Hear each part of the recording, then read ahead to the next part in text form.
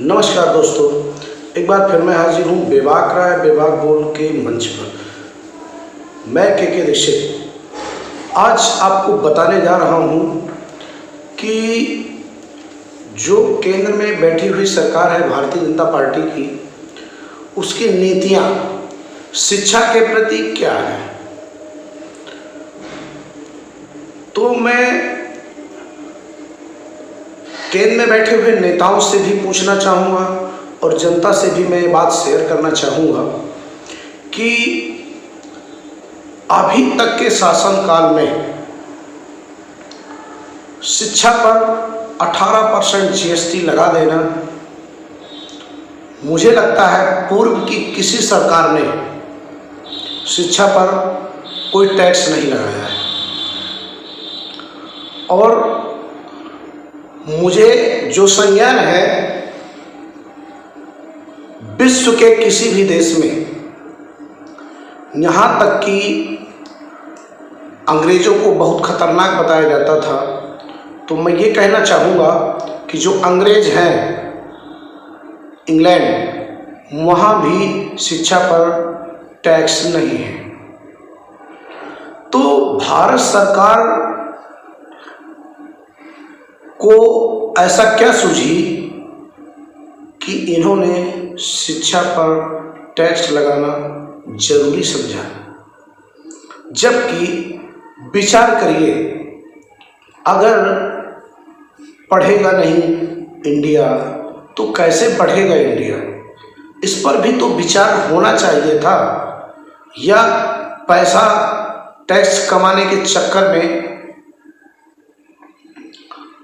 मतलब उन बातों को नज़रअंदाज कर दिया गया कि जो गरीब है वो अपने बच्चों को कैसे पढ़ाएगा, जो मध्यम परिवार के लोग हैं उनकी भी आय इतनी नहीं है कि वो उच्च विद्यालयों में अपने बच्चों को शिक्षा दिला सके। फिर आप स्याही पर, कागज पर, पेंसिल पर 18% GST लगा देते हैं। कैसे देश का भविष्य बनेगा? ये बात बिल्कुल समझ से परे है। और हमारे बात समझ में भी नहीं आती कि एक तरफ आप नारा देते हैं कि बेटी पढ़ाओ बेटी बचाओ, पढ़ेगा इंडिया बढ़ेगा इंडिया। जब शिक्षा आप इतनी महंगी कर दे रहे हैं तो कैसी बेटियां पढ़ेंगी, कैसे इंडिया के लोग पढ़ेंगे? और जब इंडिया के लोग पढ़ेंगे ही नहीं तो कैसे इंडिया के लोग नई नई तकनीक, प्रतिभा कहाँ से आएगी? एक तरह से ये कह दिया जाए कि आपने शिक्षा में GST लगा करके 18% आपने ये सोच बता दी है कि हम आपको पढ़ने नहीं देंगे। क्योंकि अगर आप पढ़ेंगे तो निश्चित योग्य हो जाएंगे, और जब योग्य हो जाएंगे तो सत्ता से सवाल करेंगे। और सत्ता से सवाल आज की मौजूदा सरकार किसी भी कीमत पर सत्ता से कोई सवाल करे, ये उन्हें मंजूर नहीं है।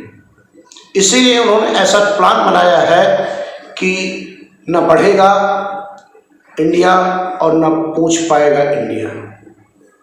सीधे उन्होंने एक योजना के तरीके से काम कर रहे हैं। ऐसी योजना बनाई है कि जब बालक को हम शिक्षा ही नहीं देंगे तो वो योग्य नहीं होगा, और जब योग्य नहीं होगा तो वो सवाल नहीं पूछ पाएगा। और सबसे बड़ी बात यह है कि जो नौकरी मांग रहे हैं, भाई पढ़ रहे हैं, इसके बाद उनको नौकरी नहीं मिल रही, बेरोजगार हो रहे हैं, तो बेरोजगारी का भी सिस्टम समाप्त हो जाएगा। सीधा सरकार का कहना है कि जब आप पढ़ के नहीं आए तो कैसे आपको नौकरी देंगे, और पढ़ने आपको दे नहीं रहे। आपका हक है, मैं देश की सारी जनता से कहना चाहूँगा, आपका हक है शिक्षा लेना। अच्छा स्वास्थ्य लेना आपका हक है। किसी भी सरकार को ये दो चीजें देनी चाहिए और देनी पड़ेंगी। इसके लिए आप भारत के हर नागरिक को सवाल करना पड़ेगा सरकार से, जवाब लेना पड़ेगा सरकार से कि आखिर शिक्षा में 18% जीएसटी लगा के आप क्या दिखाना चाहते हैं, क्या बताना चाहते हैं, क्या समझाना चाहते हैं। कैसे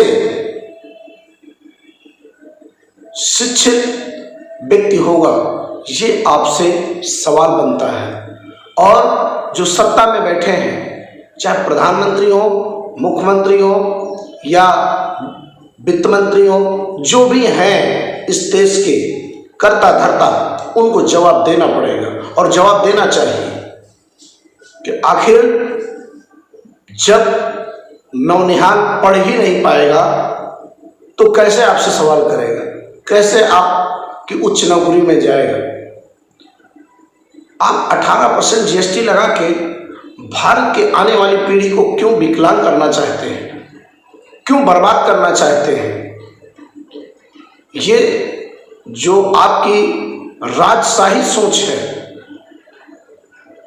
ये समाप्त करना पड़ेगा आपको।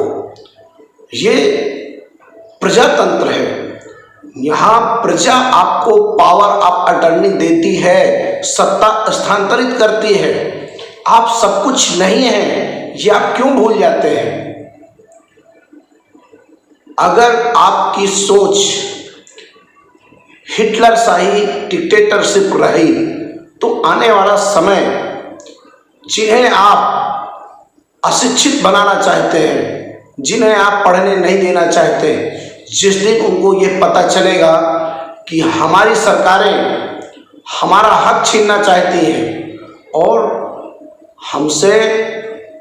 हमको शिक्षित नहीं होने देना चाहती हैं, क्योंकि शिक्षित व्यक्ति ही अपनी हक की बात कर सकता है, अनपढ़ व्यक्ति अपनी हक की बात नहीं कर सकता है।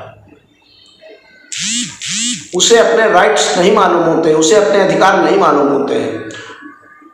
तो बिल्कुल तुगलकी सोच है कि इतनी महंगी कर दो शिक्षा जिससे लोग शिक्षा ग्रहण ही न कर पाए, और जब शिक्षा ग्रहण नहीं कर पाएंगे तो सवाल जवाब करने की हिम्मत नहीं होगी, उनपे वो औकात नहीं उत्पन्न होगी, जिसका हक मांगने की आवाज नहीं होगी।